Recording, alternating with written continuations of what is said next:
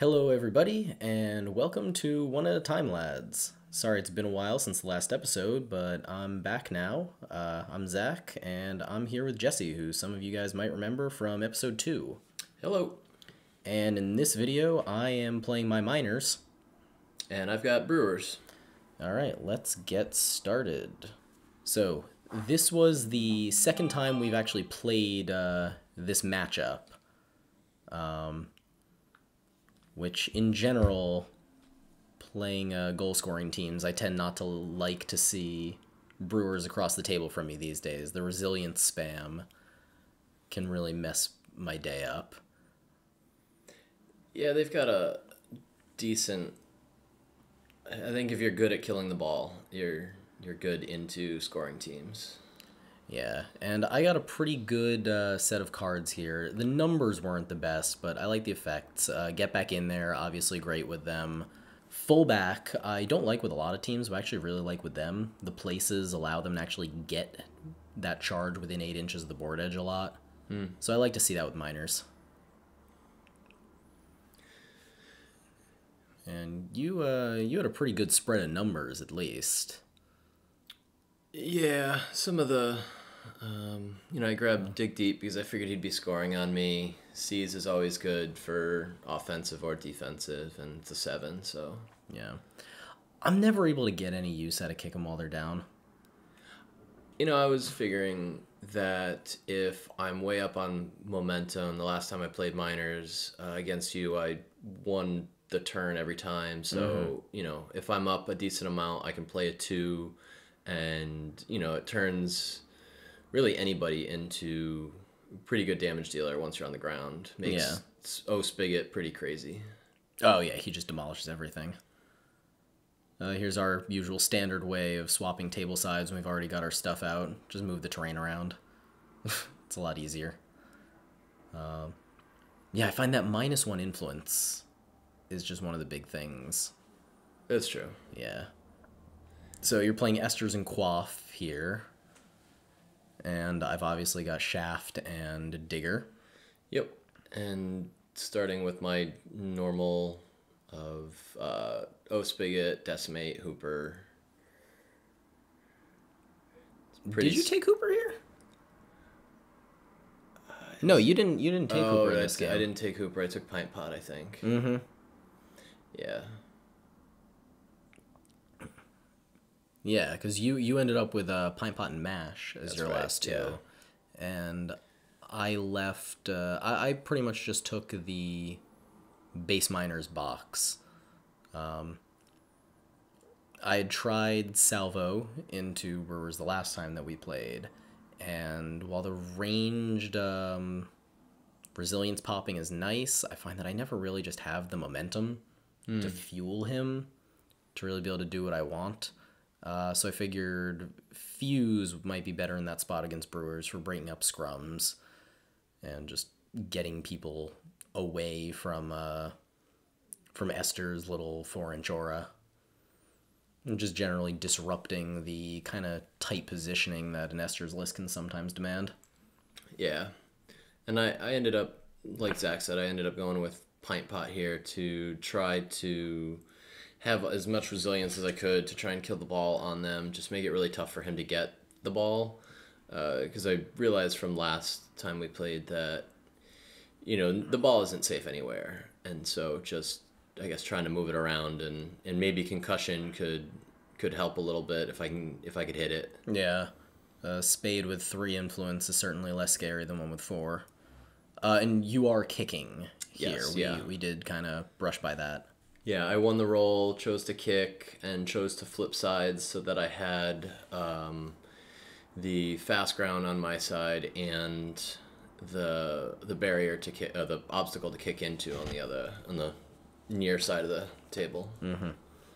Makes sense, and that works out because the numbers say that kicking is better with miners, but maybe it's just the teams I've been playing against lately, but I've really been liking receiving with them, and I'm especially wary against kicking into Brewers because if they just get the ball on a resilience miner before I can go in with my kicking model, then I'm probably not scoring that first turn goal, and then my kickoff pressure is kind of gone. Because I do like to kick with Spade, and she obviously doesn't do much to help the jailing or takeout game. She's there to go in quick, get the ball to score, and then I bring someone else up with Fisher to try to maybe be aggressive and score a second goal, or bring Mule up and start locking people down. Yeah. So into Brewers, that can be kind of a scary prospect. And I've deployed here with Spade out on one flank and Fuse on the other. So my thought with having Spade out there is I'm okay not necessarily getting the first turn goal here. If she has to retrieve it. But with Digger that close, he can also get the ball if it doesn't go too far out, so it still leaves me options. And Fuse is great at retrieving a ball without actually leaving the deployment line if I have to. Yeah. And I went starting at the top, or starting at the bottom. I've got the Dog, looks like Mash and Decimate, Esther's, Pint Pot, and Spigot. And really the biggest thing for me is just making sure that Spigot is within the 4 inches to get his aura, and then he can be wherever he needs to be first turn. And Decimate, if she can stay within Esther's to threaten going whenever, that's nice. And it looks like I'm probably out of that for this, but it's usually something I try to do if I can. Yeah, and most times you want to wait to give her the buffs with Esther's anyway. Or give someone on your team before going in. So. Yeah, but I've found in a few games where it was, if I have the opportunity to go in, sometimes I lose that opportunity, or it becomes a lot worse. Yes. If I hold off. So especially it's into nice minors. To have that. Yeah. Yeah. There's a trick that I like to do, which most people have kind of caught on to by the time this is coming out. This was recorded a week or two after their release. So some things were still a little bit more fresh.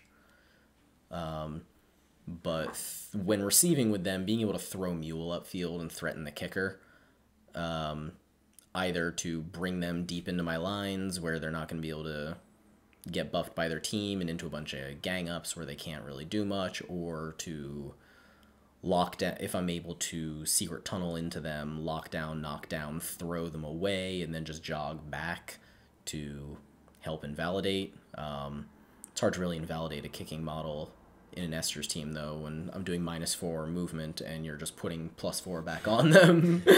Yeah.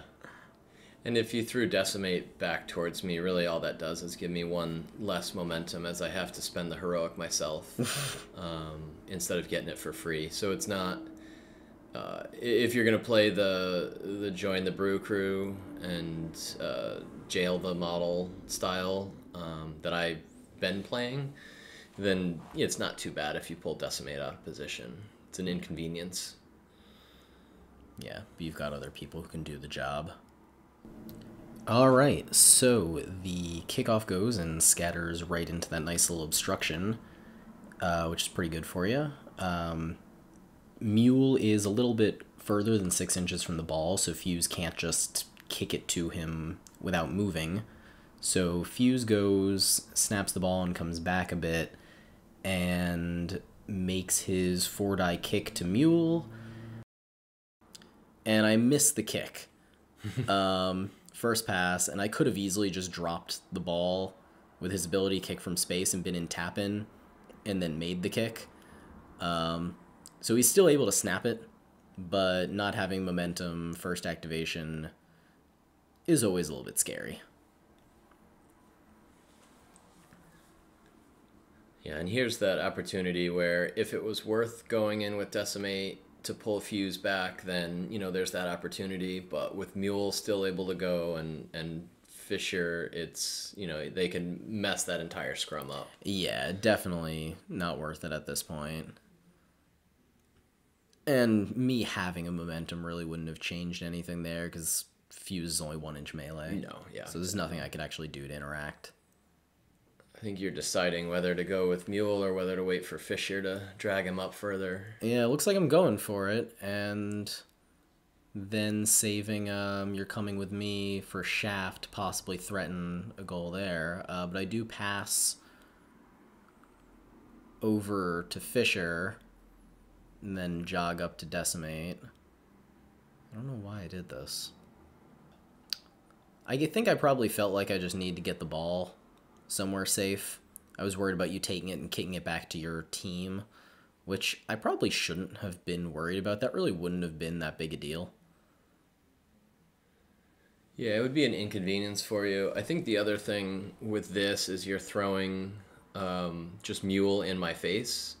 You're repositioning me outside of Spigot's aura, outside of where Esther's can easily get to me, and putting a just tough as nails model in my lines, which the Brewers are kind of fine with, but it's going to take a lot more influence to deal with you than it would like Fuse or anybody else, really. Yeah, he's certainly a roadblock, and if there's one model that if you have to be hitting someone on my team, I sure as hell want it to be Mule.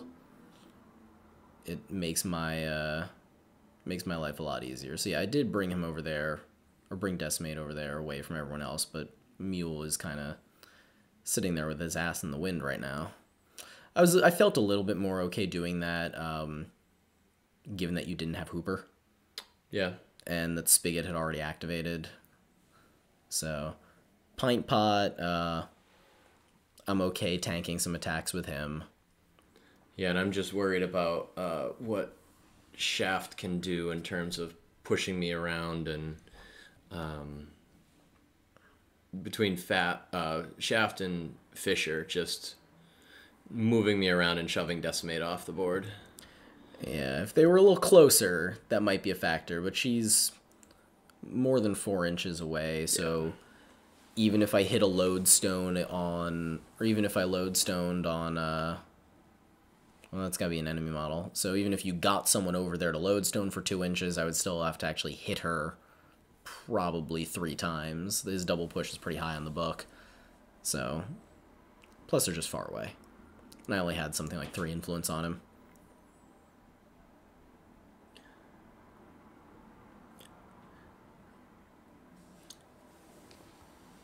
Yeah, and here I'm just trying to figure out where's a good spot for the dog to go where he's not blocking other people and he's able to give the buffs to Decimate, so she's got some flexibility.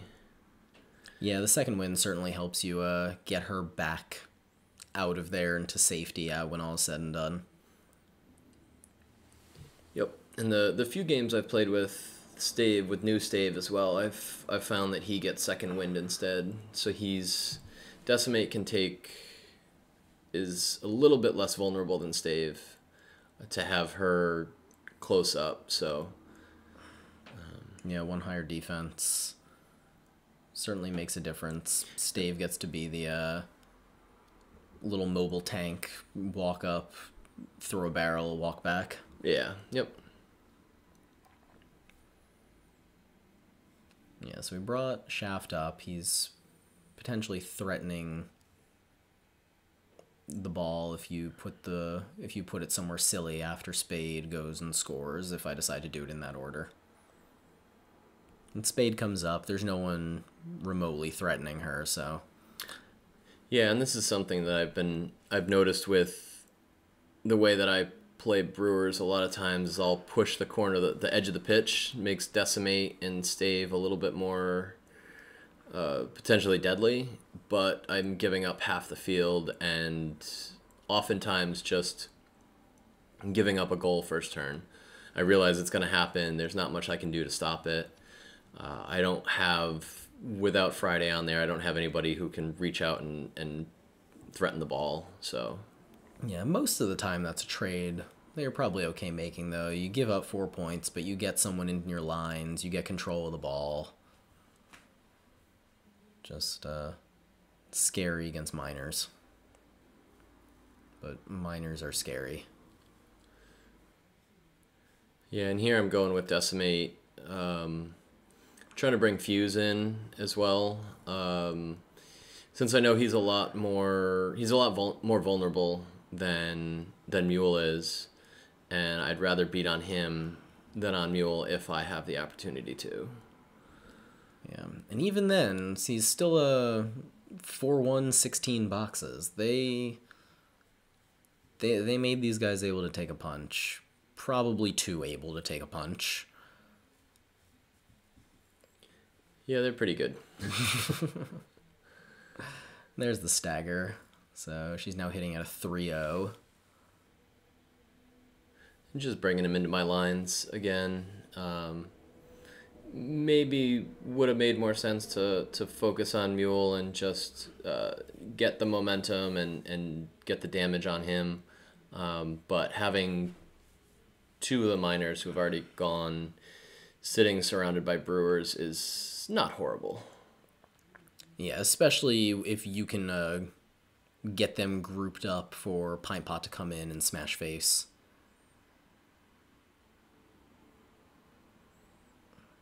Whether the dog is blocking that approach. Pretty much. Unless you sprint around their side.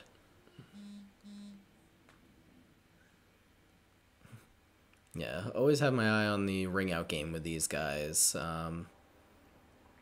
Most of my games with them that I win are 3-0 or 3-1, but the few that are 2-2 are pretty much always one ring out, at least. Mostly by Mule. Just throw, walk over to them, throw, push is pretty good.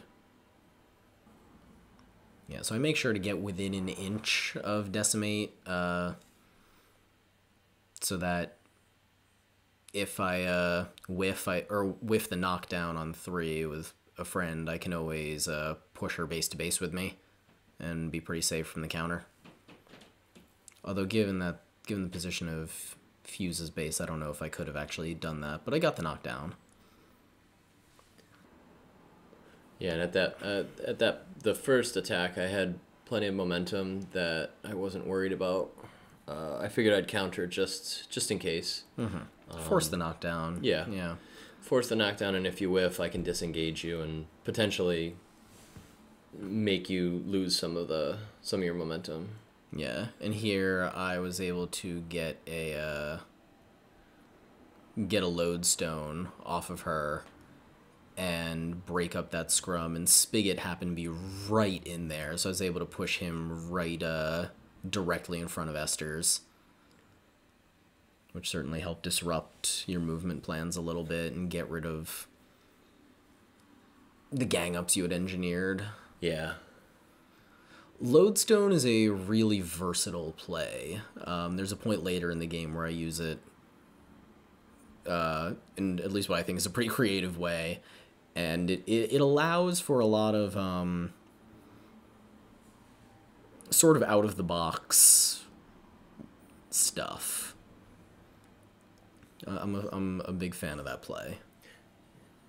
Yeah, and I think that's one of the major complaints I'd say against miners is that there's no way to. They're tough, and there's no way to reliably attack them. Mm-hmm. And this is the style of, just crazy things that you can do, which shows just how versatile they are in terms of breaking up a scrum. And if you hadn't already used, Fisher, you can use that to move people around and everything. It's just they've got so much out of activation movement and places and everything. Yeah, it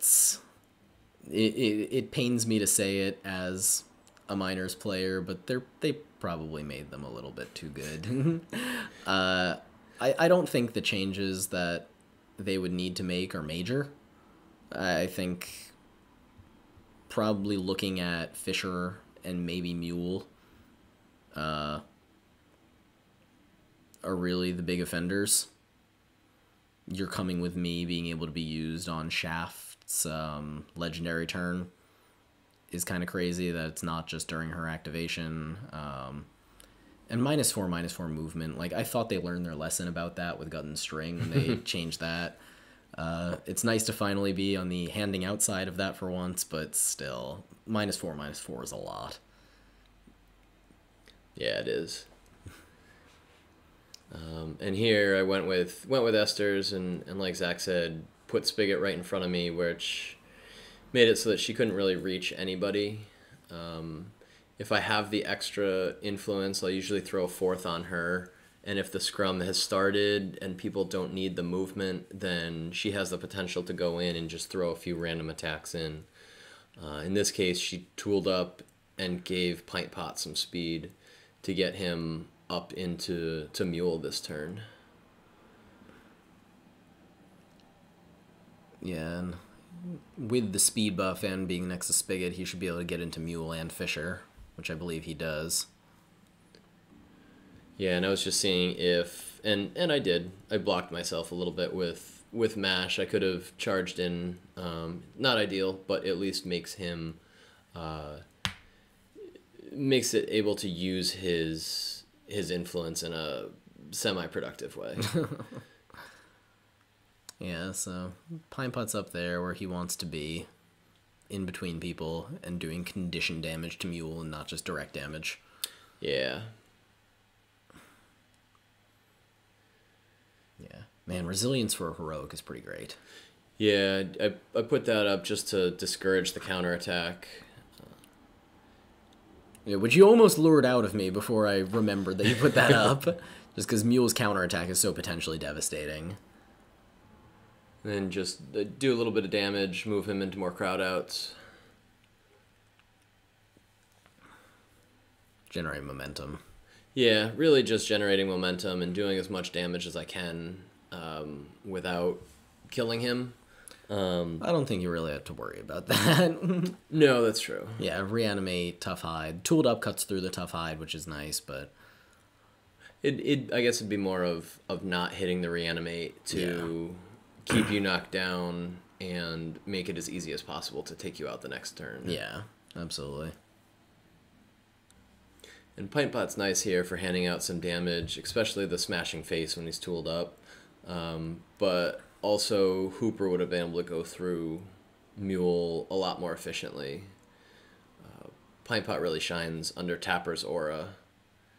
And without tooled up and extra crowd outs, he's still good. It's his ability to make 5 attacks is really nice. Yeah.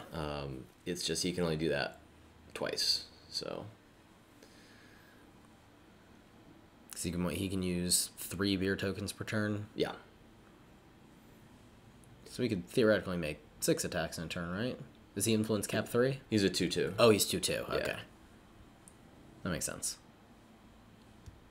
We wouldn't want to be able to make 6 attacks like Butchers. No. Yeah, so on her way up, she had a full stack of 4, so she only needs 2 of those for movement, 1 for shooting, so she gave Pine Pot a little shove on her way, just to take away the gang up for next turn, or make sure that he can't start by attacking Mule without moving first, if he wanted to go first. So the goal is scored, and the ball is going back out just up to Spigot. Yeah, I'm just trying to put it somewhere where Mash can go in and grab it so that it's a 2-inch resilience model for the top of the turn. I know it's not necessarily safe, but it makes it a lot harder. Probably should have put it out wide and just hit it on Mash in the corner. But, then Shaft can throw Mash out and the ball's right in the center where all of your guys have easy access to it. So Yeah, and you've got pretty guaranteed first activation if you want it for next turn. oh yeah, yep.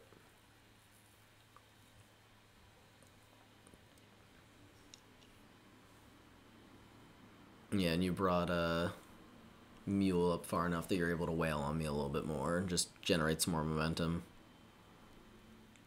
Actually, no, wrapping for damage.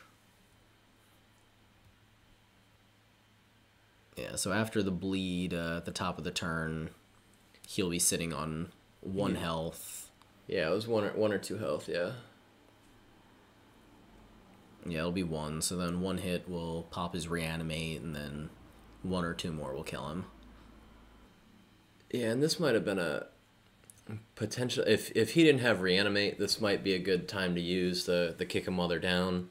The -1 influence stinks, but I'm up far enough on momentum. It looks like I'm up probably 4, because that's what I usually do. I'll throw... so maybe it wasn't a safe play to do, so... Yeah, I should have probably used tokens or something to make counting momentum in the video easier, but I like a D10 when I'm playing. It's just easier for me and doesn't get mixed up with my influence. Hadn't really thought about it when we were doing the recording. Sorry. It's just something I've started to do. I'll pile the momentum near the goal, and then I'll pull out to the side how many I'm up if I'm up on someone. That is a good to idea. make it a little bit easier for both of us to kind of see the difference. And when I say how many I'm up, it's because if Brewers are doing okay, they're up a lot, unless they're going against Butchers probably. And if things aren't working out, they've got no momentum.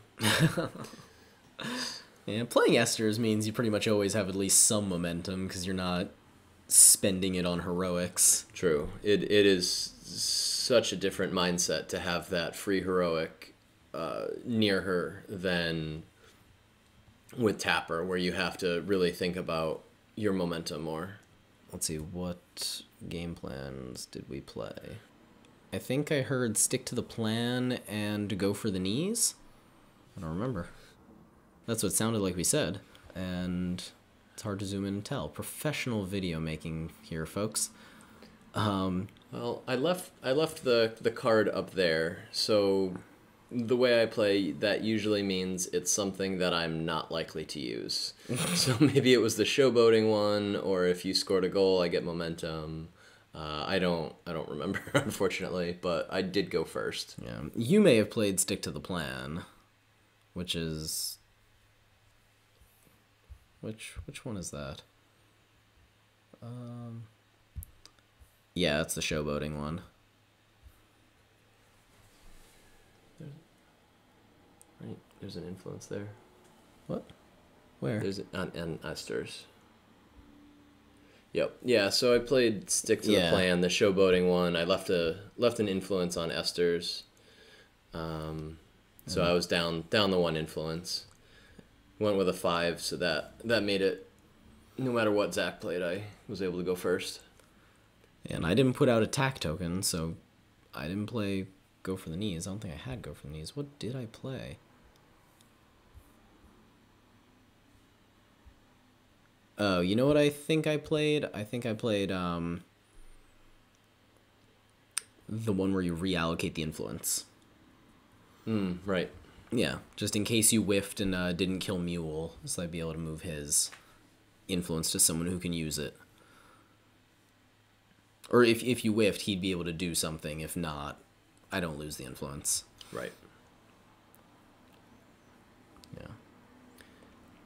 So we lost the thread of it a little bit when we were talking about the game plans, but at Captain Con, you were in a Brewers off for the championship. Yep. How many times over the course of all of that do you remember if you played Tapper? I played Tapper at least over the 6 qualifier games and then the 4 finals games. I think at least 2 or 3 times. Okay. Generally, if I was receiving, I'll play Tapper. Yeah, because you played him in the mirror against Mike Klein. No, he for the played finals. Tapper. Oh, he played Tapper. He played Tapper and Okay. showed how Tapper is the good pick into Brewers because he just ignores your tough hide, and then you just melt. Yeah. All right, so the turn is starting with Pint Pot. And just starting with the heroic.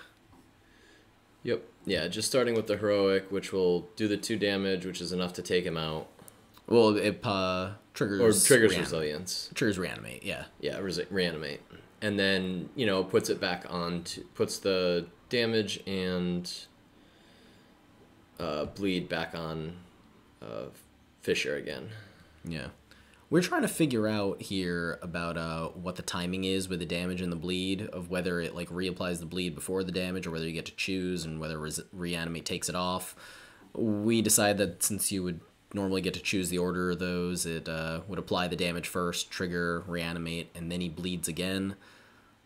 If that's wrong, let me know in the comments. In the end, it didn't matter because Mule's not going to hang around enough to get the bleed. Yeah. But it's more academics. Yeah, I'm not sure if Pint Pot was necessarily the right model to take Mule out here. I think my thought was that I can... He was set up enough and could engage Fisher, but I think I ended up needing to go through the 2 influence plus 2 or 3 of the beer tokens, which left him with maybe 1 beer token for the rest of the game, which is a little rough. His output really suffers after that. Yeah. You do get the takeout, though, and I move his influence over to Fisher. Yep. The ball being left right there on that close to the goal, though, is dangerous. I don't know if Mash would have been capable of getting that takeout, but being able to just punt the ball up into my back lines would have slowed me down a little bit. Not stopped Fisher with her legendary, but... Yeah, and I'm considering, especially after playing this game, where I don't know how many times I thought, oh, I can kick it off in the corner, and then he Fisher legendaries and gets it back. Oh, I could do, and then he Fisher legendaries and gets it back. That I almost think that I may try to goad him into using the Fisher legendary early, and then, you can kill the ball the normal way.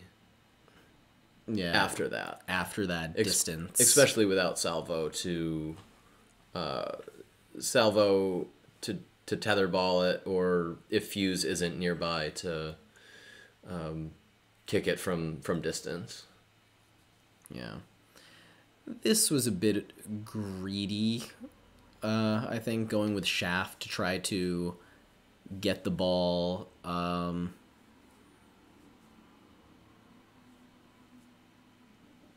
Yeah, let's try to get the ball here with a gang up or 2. I went for the legendary here. I really should have just gone with Spade, but I was hoping to end this quick with getting the ball with Shaft, getting it up to her for maybe a snapshot, and then still having her to threaten retrieving it again. Doesn't seem like a smart idea, watching it now and knowing how it went. Because he did have to jump up here into gang up. And again, this... I was very concerned about a knockdown counterattack and still having my movement available to me after that. Or being pushed out of melee, still having my movement to come back in. Because you do declare the counter. Yep. And I didn't really think about this counter. Because right here...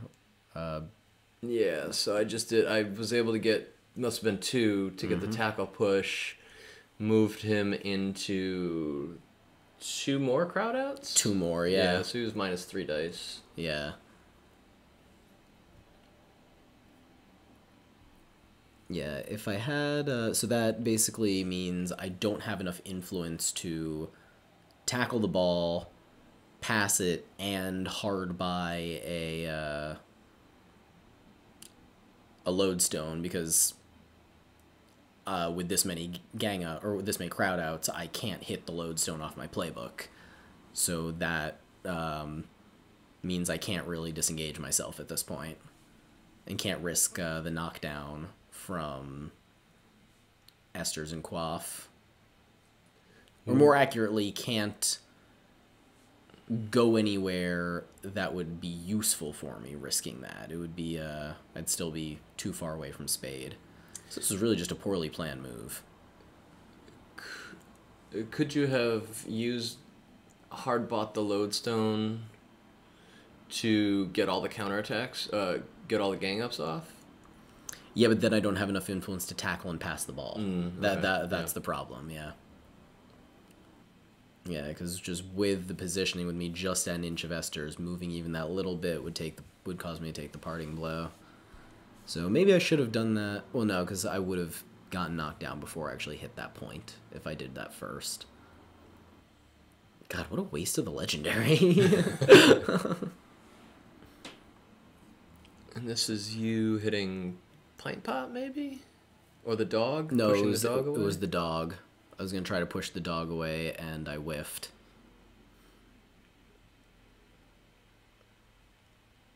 Yeah, I completely whiffed on the dog.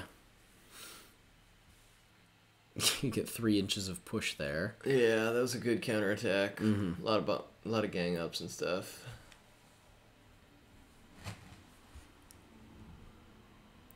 That does, however, leave me with still with the ball and able to pass to Fisher.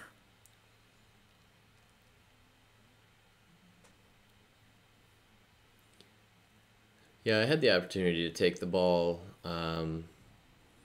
Probably should have to make you use your last influence to take the ball back, and then it's dead there, or, it's just on one of my players instead of one of yours. So Yeah, I certainly would have just let Quaff keep it if he did that.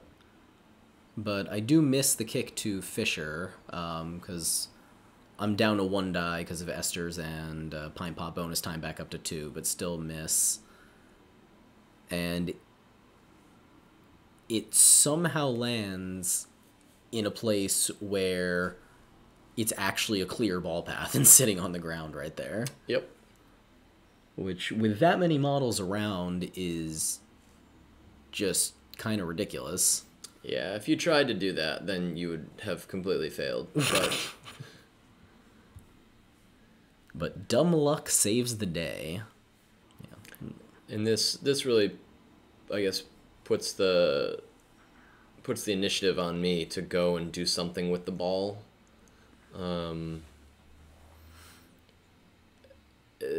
Looking at it now, I probably could have grabbed the ball and kicked it into the corner. And even if you did legendary, you don't have necessarily a good spot for it. Yeah. I mean, I guess Shaft could still, with a good scatter, Shaft could still go and Spade? grab it. Spade, yeah. Spade could go and grab it.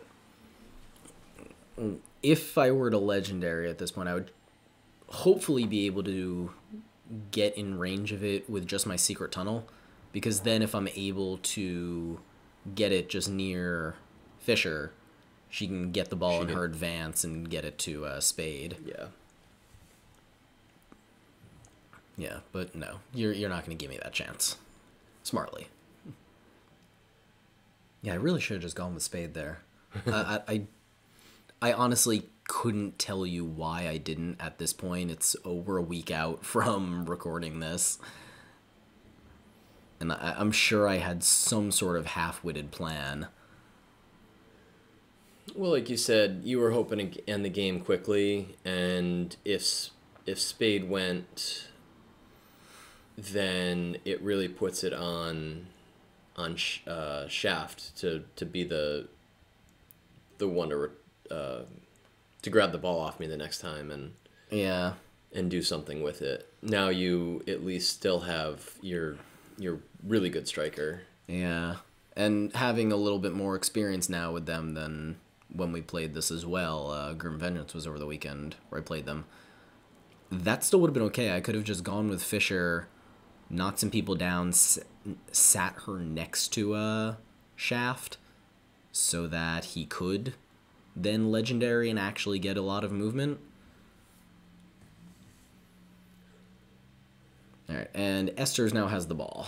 Yeah, I was going with Spigot. Probably should have kicked it into the corner or something, but again, I was, fearful of the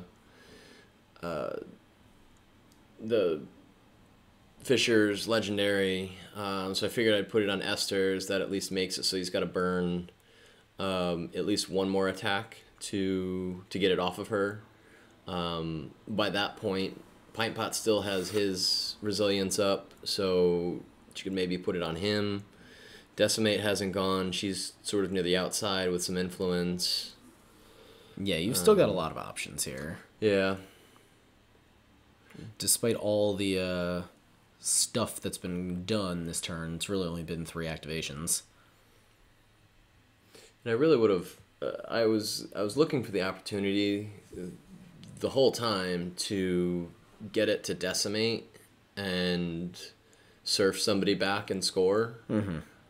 Get a bunch of momentum, score off of it, but it just didn't really have the opportunity to. Especially just because miners are so good at taking the ball off of people. Yeah. And as is always the problem with dealing with the resilience model, I can't use my advance to get in there, or else I'm just coming right back out. Or I've got to at least save one trick. So I do make the advance now. Decimate is knocked down. Saving under the lines for getting back in there if I need it.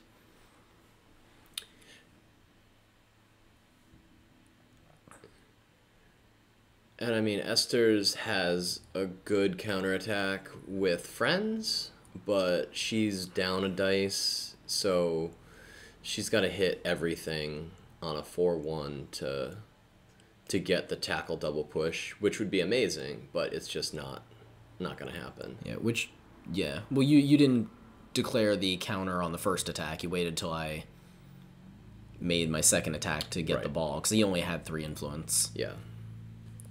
Oh, so yeah, that was what it. He had 3 influence, so the underlines actually wasn't on the table for me. In here, he's base to base, so my single push doesn't do anything. Yeah, and you missed the tackle. And yeah, just moved him into another crowd out. I'm just out of range to kick to the tank. And I'm engaged, so I can't drop the ball to get any extra range. So we've just got to put it to space where Spade can get closer to it. And it's not accurate, so we've got to live with the scatter. And what a scatter it was. Yeah, and this made it so that there was really nothing that, at this point, that I could do to save the ball. Yeah, it was too far away from Decimate to get to it, and definitely too far away from Mash. Yeah.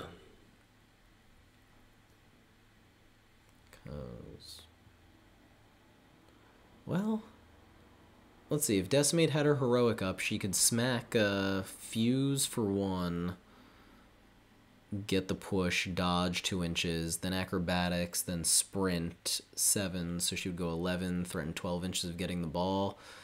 It looks like the ball is... it's always so hard to tell in the playback how far that actually is, but that looks maybe more than 12 inches from her. Yeah. Yeah, and I was really hoping here, charge into Spade and see if I could get the house at. Yeah, which I defensive stanced. Yeah, he defensive. It was something like a 60% chance if he didn't defensive stance, but because of the defensive stance, that brought it down to like a 25-ish% chance, and that was kind of my only hope was to get you 4 inches back, me in the way, and you're knocked down. Yeah, because I think that 4 inches would. Yeah, that 4 inches would make the difference and stop me from getting there. And yeah, I would take a 25% chance on that when the alternative is I get the ball anyway. Yeah. Yeah, and she had a full stack, so. And that's something that I've really been noticing about Brewers. The way their playbooks seem to be set up, outside of a few models, the results you really want you can get with a crowd out or two. They're not the easiest to get to without that crowd out. Yeah. Esther's her goods. If you're not doing damage, her knockdown and the tackle double push are on 3. Mash, his knockdown and house at are on 3. With 5 tack, it's not easy to hit those. But once you get up to 6, maybe 7 tack, the well within range. Yeah, they're definitely balanced around the scrum. Yeah. In only a few models, Tapper, Decimate, Spigot can really do it themselves. Yeah. There's goal number 2. Yep. And yeah, I guess at this point for this activation, the name of the game is keep the ball away from Fisher, because she is my only model with influence that still hasn't activated. Yeah, I decide not to snap it with Fuse. With Decimate right there, I know that if I do take it on him, I'm not keeping it. And this at least forces you to move someone in her vicinity, maybe, and give her a shot at it. Yeah, and this is a good example of Brewers not doing what they want to do, where even with Esther's, I had 1 momentum, just enough to clear the condition on Decimate. Whereas last turn I had, 7, 8? I think 9. Yeah, it was... And here, yeah, I'm just trying to play keep away, really. Ended up getting a nice knockdown stagger. Yeah, going from a 4 to a 2. Pretty nice. It's nice when she can do that earlier in the turn and have more people available to hit, but... Yeah, I think Esther's is really the only person left with influence. And she doesn't have much. Yeah, she's... I tend to not give Esther's much unless I know that I'm going to have her go smash into somebody. Mm-hmm.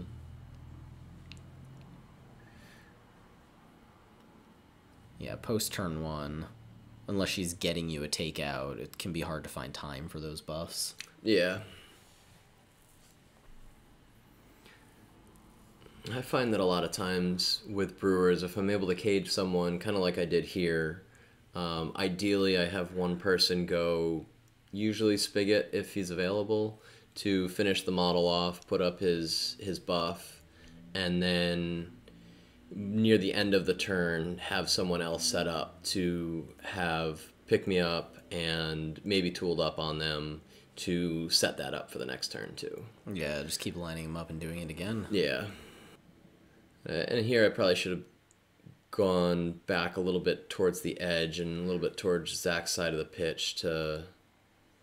I mean, it might not have mattered much, but try to just get in a better position where I can maybe hide. Yeah, well, Decimate's pretty hidden at this point from Fisher.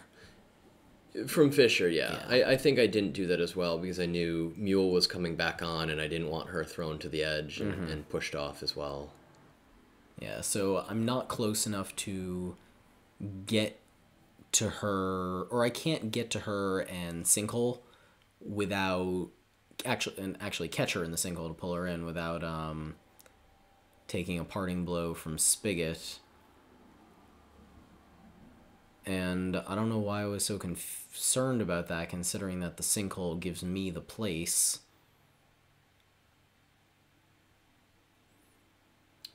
Well, you probably have momentum too. So even if you walked out of Spigot's area and he knocked you down, you just pick yourself back up.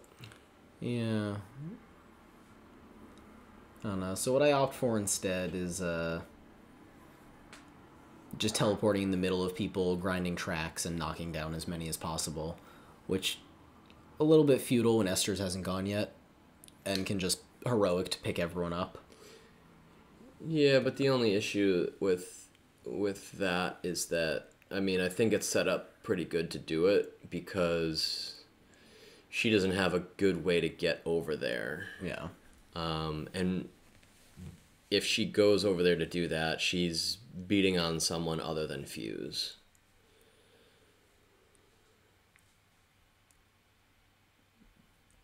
Yeah, so that puts Quaff, Spigot, and Pint Pot all on the floor. Yep.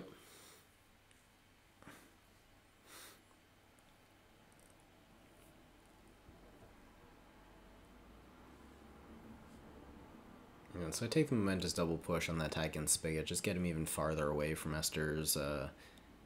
Even less likely that he'll be able to meaningfully contribute next turn with his aura by going early. Yeah, and the only model that's really set up for him to go in and take out would be Fuse.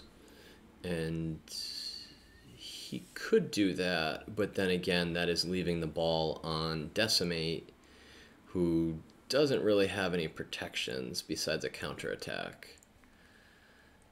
Yeah, so I sinkhole on the next attack and get myself up in snapshot range. Yeah, so now you have two targets up there. Yeah. Spade's pretty far forward, and anyone who can kick to her can probably just kick it in the goal themselves. That's true. But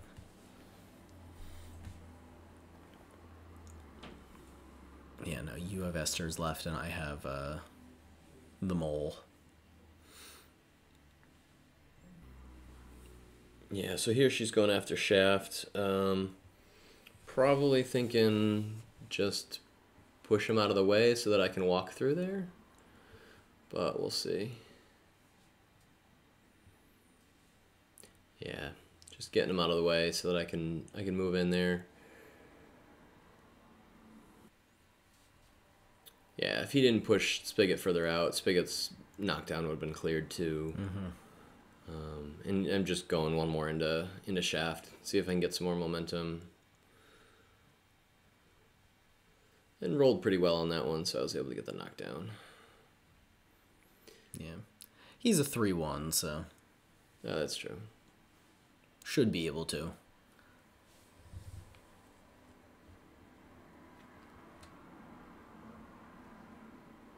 Yeah, no, Digger is really just, I've got the decision of whether to stop, drop, and mole the bleed off of Fisher or the knockdown off of Shaft.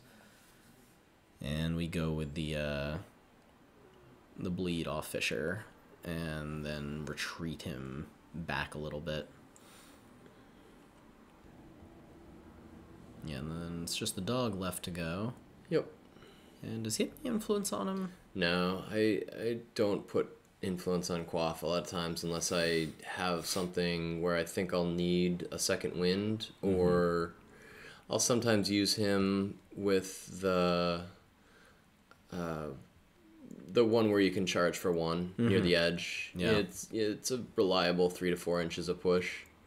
And a really, really unreliable, like 8 inches of push. Yeah, he can potentially do some crazy stuff, but Yeah, but your opponent almost has to cooperate to give you that. yeah. And so he just moved in to add some crowd outs for whatever I end up doing here. Yeah, because you play... I played C's, I think. You played C's, and I played... Because we were actually only off by 1 momentum, so I played Lone Striker to make a bid for it, because I didn't know if you had C's, and maybe I could force the roll, if nothing else. Yeah. And yeah, I moved Decimate just away from his players and into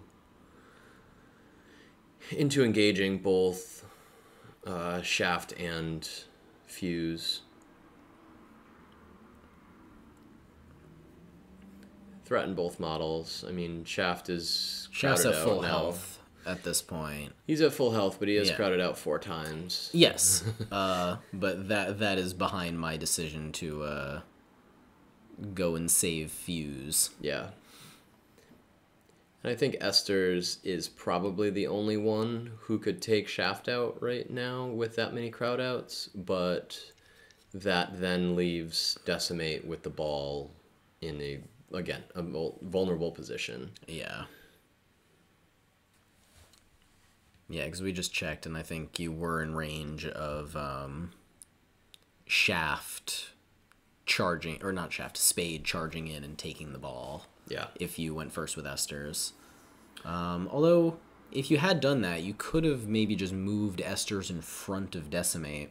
Yeah, that's what I was just thinking. If I was with that many crowd outs, I think Esters can. How many hit points does he have? 16. 16 with Tough Hide? 16 with Tough Hide, yeah.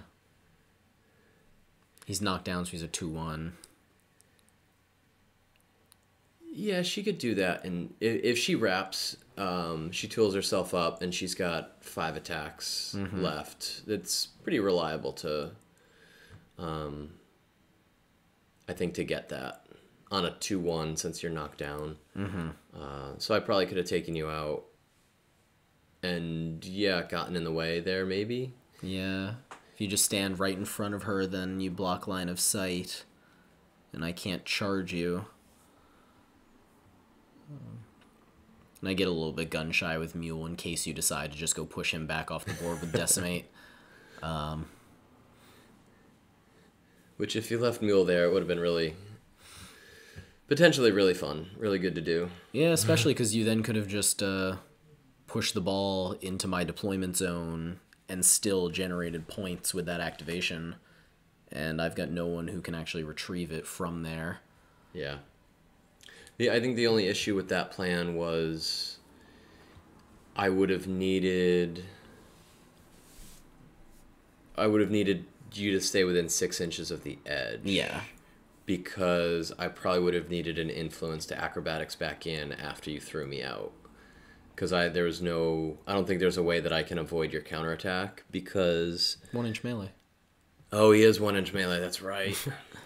Yeah, despite what the gigantic arm would lead you to believe, Mule being 2-inch melee would be bonkers. Yeah, that'd be pretty gross. Yeah, so this is probably not the right play, but it's easy to see that in hindsight. Yeah, it is easy to see that in hindsight. A lot harder in the moment.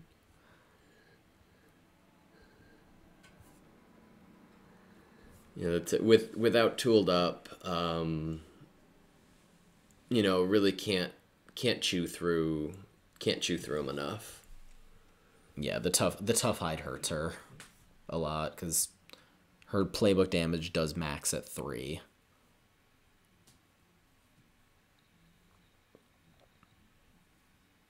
Yeah, so even a wrap to the 2 is only 3 damage on a tough hide model rather than 5. Yeah.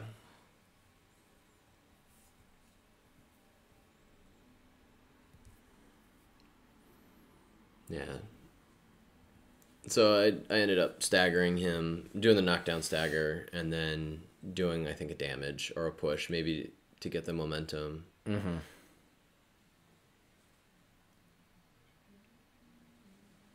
Yeah, and the knockdown stagger lets you hit the 3 and the 3, but still just 4 damage. Yeah. Not sure why I'm going over here to fuse. We can engage us both. Maybe that's... Yeah. Yeah, because I remember you being able to engage both of us. And Fuse is on 5 health. So this is a swing into Fuse. Oh, right. That's right. I was trying to figure out when I could... how many hits I could get on Shaft before I went in and took out Fuse. Yeah. And then I think I probably dropped it off back onto Esther's, where it's a little bit safer at least.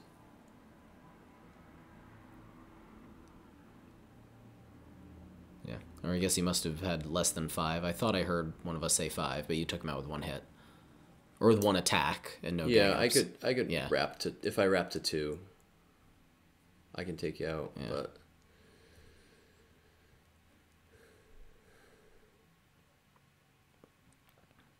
Yeah, so put a little bit more damage and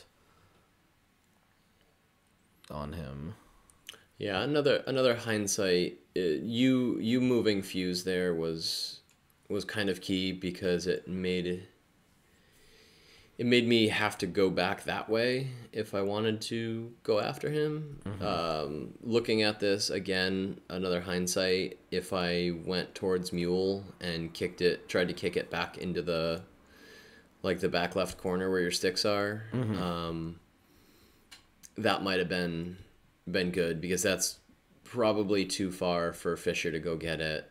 Yeah. And it would cause Shaft or Mule to waste an activation going to get it. And,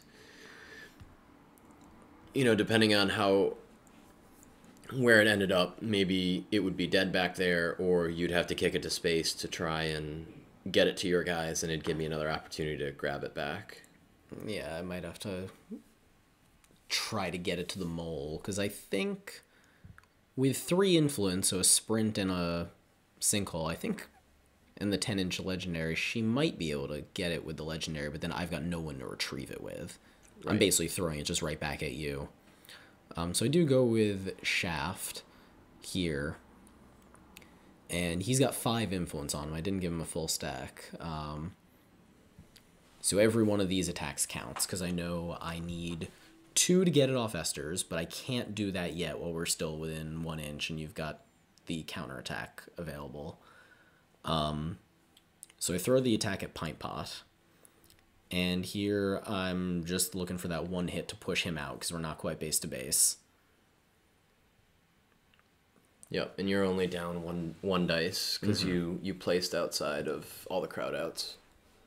Yeah, I'll accept Esther's. You're down 2. Maybe Decimate was still in there.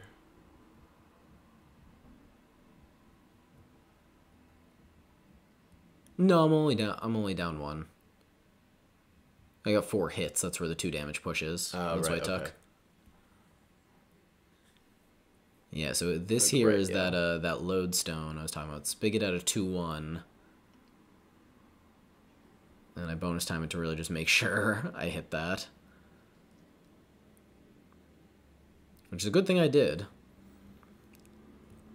And the big thing here is that by taking it on Pint Pot and choosing carefully the order that I do these pushes in, I'm able to get Esther's out of 1 inch so that I can attack her with impunity and not have to worry about that counterattack with the resilience. Yep. And I mean, with that lodestone too, it's crazy good that you can target someone and then put the lodestone on somebody else too, where you can target the most vulnerable person and then use it on for whoever. Yeah, and here, since I had to use my movement to stand up, it was a pass over to Fisher, which I made, and then she makes the snapshot. Yep. And that was for the game. Yeah.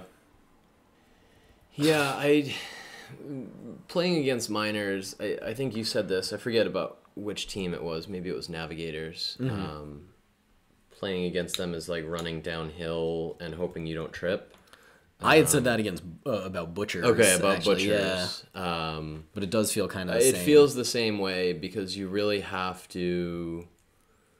They've got... Each person has a tool to either mess up your scrum if you're scrumming, or take the ball off of you, or move you around to get into ideal position for them, especially the minors. The engineers maybe a little bit less so that they play with, but those 2 models still bring, I think, good tools. And it's like, all right, I'm gonna fight you. Oh, you're really tough. All right. Yeah, I mean, you've got the only way to really try to fight him is to go after someone after they've activated, unless you can reliably one-round them like Boar can, because otherwise they're just going to get out on their activation.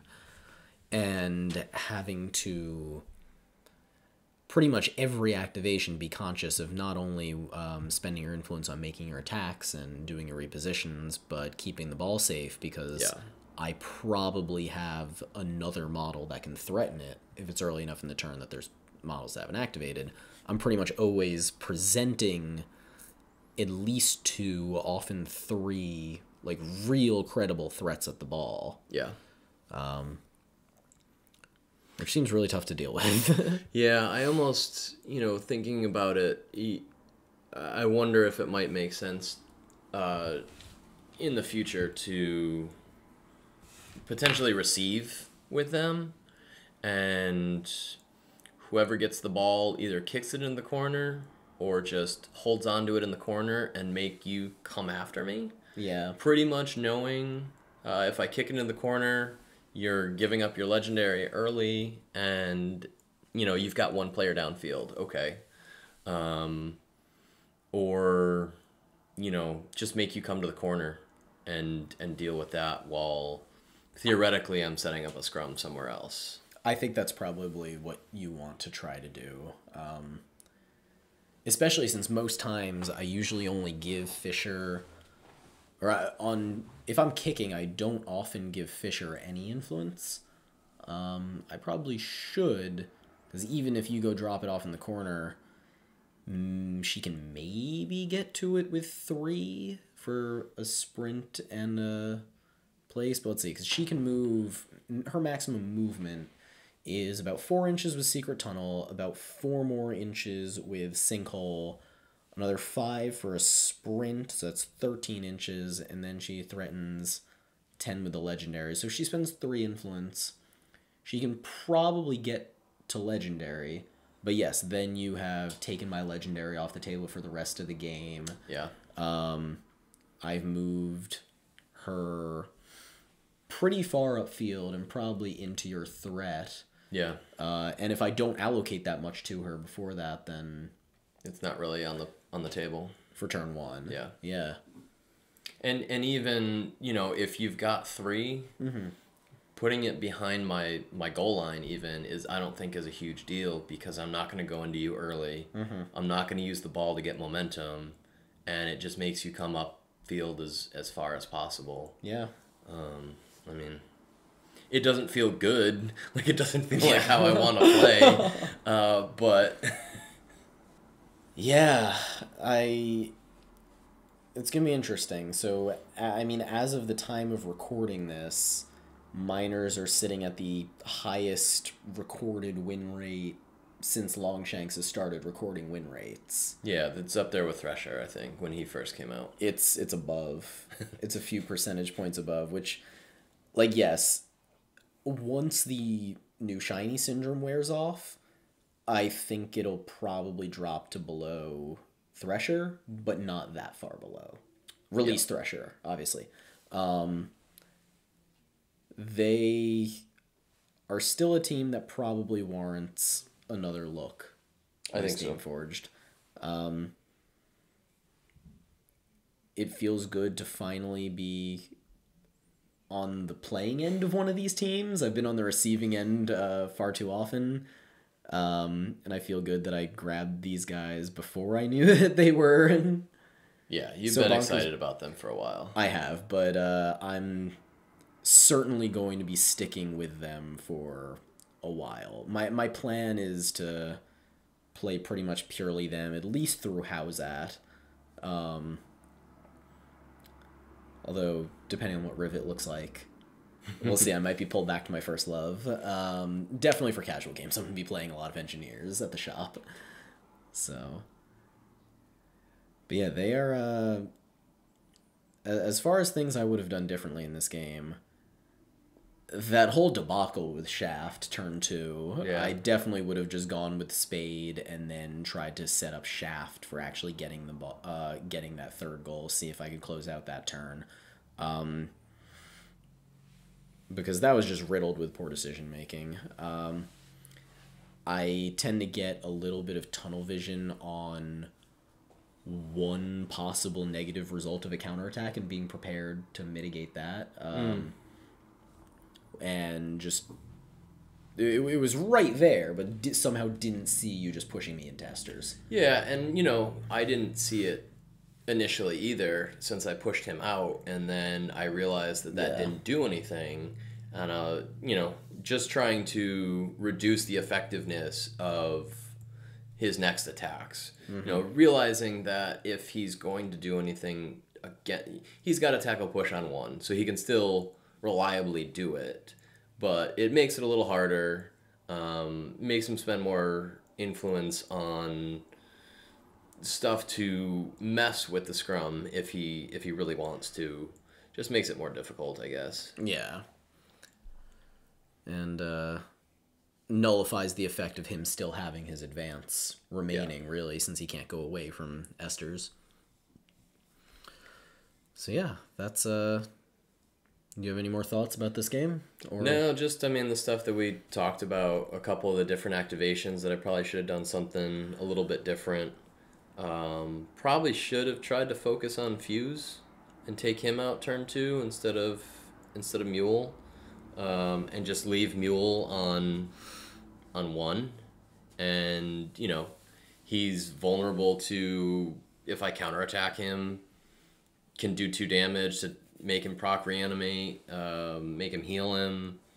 A lot of without him potentially doing much, but he did put a full stack on him with the game plan that made it so there was no bad option really there. Yeah, I think it was 2 influence, but that's still enough to lock down throw someone or knock down, lock down, and get out and heal. Yeah. So I think you had to deal with him because otherwise he backs off, he heals, and then maybe you don't kill him this turn because now he's sitting at 5 with reanimate. Yeah, no, it would have made it a lot harder. Yeah. And I guess going with Pint Pot there, I'm just thinking I can put some more damage on Fisher, put bleed on her. That it makes it that much easier to take her out if I go into her. 3 armor, right? 3 armor. I mean, 3 armor's rough, but really, if I get a couple crowd outs, I'm still hitting what I need to. Yeah, and let's see. So you never directly attacked her. She got hit with 2 smashing face, one of which was tooled up, and she only took one of the bleeds. So she had taken 8, so she was on 12, yeah. So I might have at the thrown... events, too, she was decently vulnerable for the latter half of the game. Yeah, I might have thrown his last attack that turn on her. I don't remember if it took his full stack to take out Mule. It might have, which is why it also felt really bad. Yeah, because the rest of the game, Pint Pot really didn't. I mean, the rest of the game, it was one turn. Yeah, Pint Pot really didn't do much. He's good for that threat to really do a lot, and under Tapper's aura, where one activation, just Tapper, really, he's looking at +2 tack and +1 damage is really, really nice for that. Yeah, that's pretty big. It's crazy how quick games are nowadays. Yeah. Sometimes. Yeah. It's I'm trying to think of the last time I had a game go further than turn 4. And I don't know that I can remember one. Turn wise, I think they're going a little quicker. Yeah, a lot of times, but they still generally, I think, take about the same amount of time. Because I agree. Especially with these guys, where there's a lot of places and trying to figure out that movement, order. There's so many passes and just rolling a lot of dice. Rolling dice. Butcher's the same way.